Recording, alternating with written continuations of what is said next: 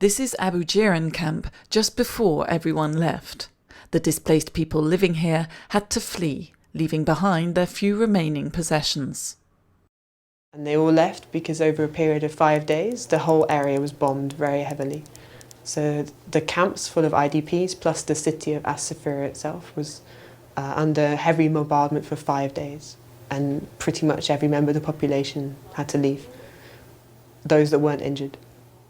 In 5 days, the fighting left 76 people dead in Al-Safira alone, and a further 450 injured. A hospital supported by MSF was badly damaged by a barrel of TNT dropped from a helicopter. MSF was assisting the displaced before these violent attacks started. We provided training to the healthcare structures that were there, and we provided tents to the IDPs themselves because they were living under, bits of canvas or whatever they could find, really. But generally our aim was, rather than take over the whole activity, was to try and support the activity that was already there, to try and help people to really organise themselves. The town and camps in the surrounding area are now almost empty. The displaced people have moved on and are once again seeking refuge, in Manbij, for example, northeast of Aleppo. They have to go wherever they can, as reception sites are already full. As winter approaches, many families are utterly destitute.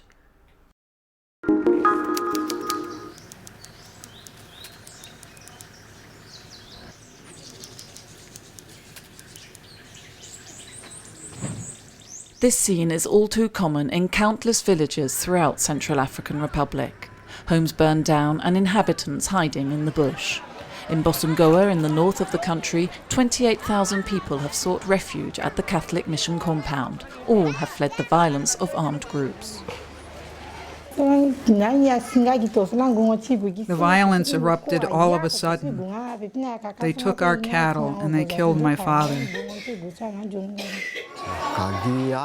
Armed men came to my neighborhood and started shooting. We fled to the bush or to our fields, but they came there to hunt us down. I've lost everything. They looted my house. They even took my ID card. People come back during the day to cultivate their land and sell their produce in the market. But at night, the Catholic mission is the only place where they feel safe.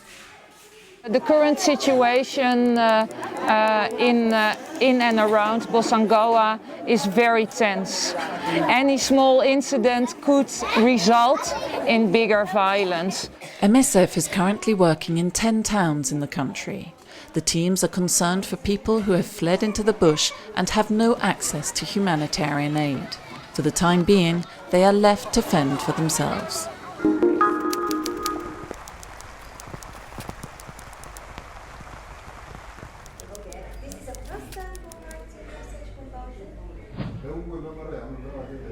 The Gavi Alliance held a meeting in Stockholm at the end of October to review its work on children's immunisation.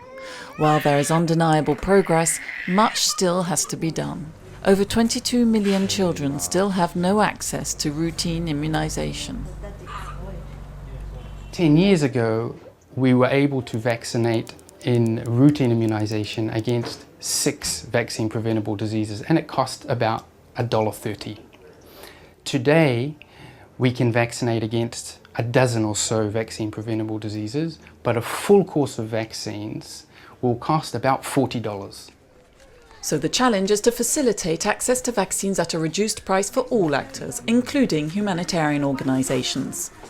Only recently, MSF spent almost a year negotiating in order to finance a campaign to immunise 5,000 refugee children in South Sudan against pneumococcal diseases.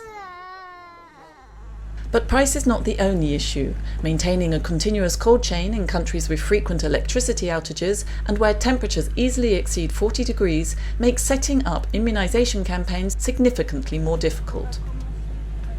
It's a frustrating thing when you see that a measles vaccination that is so easy to give and should have been just such a normal thing for all children to have, that you see that because of rupture of cold chain or rupture of administration, that children are dying for something that could so much be prevented. MSF is now calling on Gavi for further investment in developing so-called heat-stable vaccines that don't require refrigeration. Thousands of preventable deaths may be averted if this investment is forthcoming.